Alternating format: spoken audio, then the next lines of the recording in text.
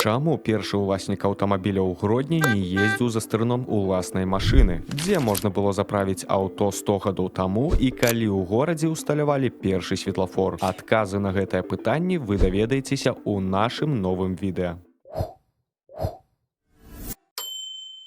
У нас ужо былі ролікі пра гісторыю гродзенскіх аўтобусаў і тралейбусаў, але неяк мы абмінулі тэму аўтамабіляў, якія з'явіліся ў Гродні значна раней. Першым уладальнікам аўто ў нашым горадзе быў граф Уладзіслаў Друцкі-Любецкі. На старым фотаздымку можна ўбачыць ягоны Ford Model T, які прыпаркаваны перад уваходам у маёнтак Станіславова. Невядома дакладна, калі граф набыў машыну, але ў 1909 годзе на арганізацыйным сходзе таварыства аўтамабілістаў царства польскага ў варшаўскім гатэлі Брысталь яго абралі старшынёй арганізацыі. Што цікава, дык гэта тое, што Друцкі-Любецкі вельмі любіў катацца на сваім аўтамабілі, але сам за руль не сядаў, бо меў слабы зрок. Таму даводзілася карыстацца паслугамі кіроўцы.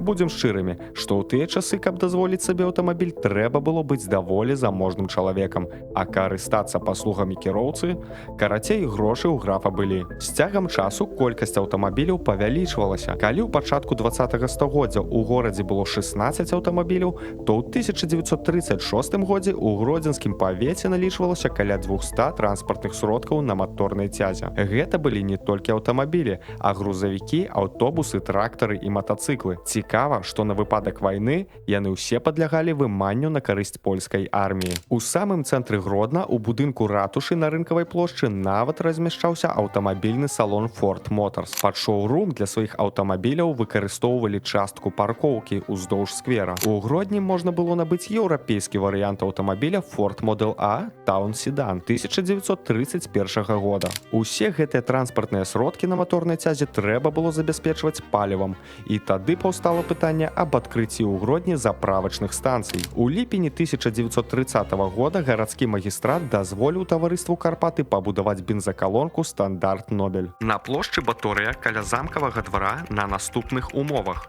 Насос станцыі павінен быць усталяваны на праезджай частцы, каля тратуара перад вуглом дома, замкавага двара, адсунуўшы на 3 метра ўглыб плошчы Баторыя. Падземная ёмістасць павінна быць на супрацьлеглым вуглу перад гарнізонным касцёлам. У хуткім часе запраўкі размяшчаліся ў заходняй частцы плошчы паміж фарай Вітаўта і ратушай, побач сённяшняй крамай ратушнай, а таксама на рагу сучасных вуліц Карла Маркса і Баторыўкай. Адна з іх праіснавала да 1964 года. Яшчэ адна запраўка размяшчалася ў занёманскай частцы горада на скрыжаванні сучасных вуліц гарнавых і савецкіх пагранічнікаў. З павелічэннем колькасці аўтамабіляў з'явілася патрэба ў навучанні кіроўцаў. Таму ў горадзе пачалі адкрываць першыя аўташколы. Там вучылі кіроўцаў у 1939-1941 годах.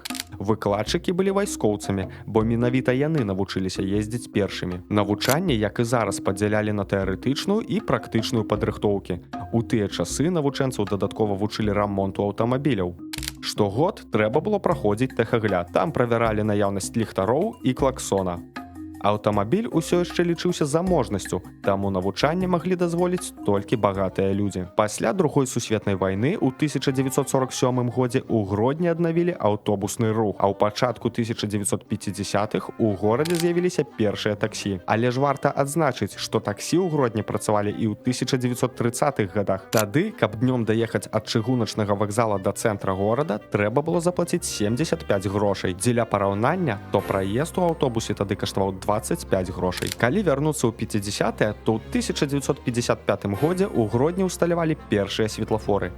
Іх размясцілі на скрыжаваннях вуліц Ажэшка і Сацыялістычнай, Ажэшка Будзённага, а таксама Будзённага і Карла Маркса. Але зноў жа не забыліся і пра занёманскую частку горада. Яшчэ адзін светлафор быў на скрыжаванні вуліц гарнавых і савецкіх пагранічнікаў. Калі было цікава, то не шкадуйце падабайку і падпіску на канал, а таксама будзем вельмі ўдзячныя за падтрымку на Buy Me a Coffee.